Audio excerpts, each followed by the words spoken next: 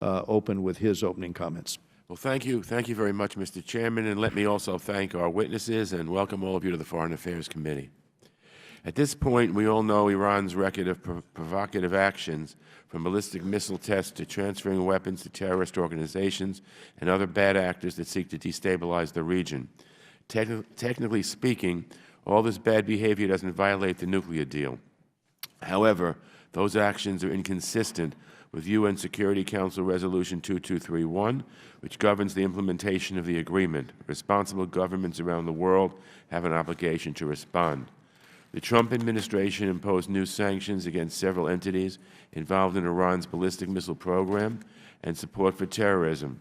And just to make sure we're all being fair, I'll mention that these designations matched exactly the Obama administration's response over the last several years since negotiations began.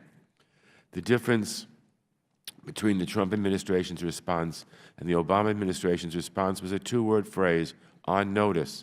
Then National Security Advisor Mike Flynn said that as a result of Iran's provocative actions, the United States is putting Iran on notice. So what does it mean exactly to put Iran on notice? How will the administration respond if Iran tests the president again? Does the administration have a plan? In a follow-up briefing to the on-notice warning, a reporter asked what that meant. The response was, we are considering what options there are and how we want to communicate and enforce our concerns. That's not really a plan. I hope that the administration will make it clear what their plan is on Iran, because surely Iran will continue its provocative behavior. We cannot afford a half-baked or reckless foreign policy. Rash decisions concerning America's role in the world could have serious consequences for American personnel and interests. American and Iranian forces are operating in close proximity in Iraq. Who knows what could happen if the administration doesn't have a cohesive policy.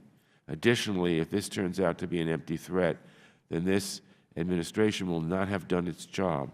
We have to really confront the Iranian threat and let them know that we're serious about it, that we mean business. I don't trust the Iranian government. I didn't vote for the Iranian deal. But the Iranian deal is now in place, and I think we have to ensure that Iran lives up to every bit of its responsibility under that deal.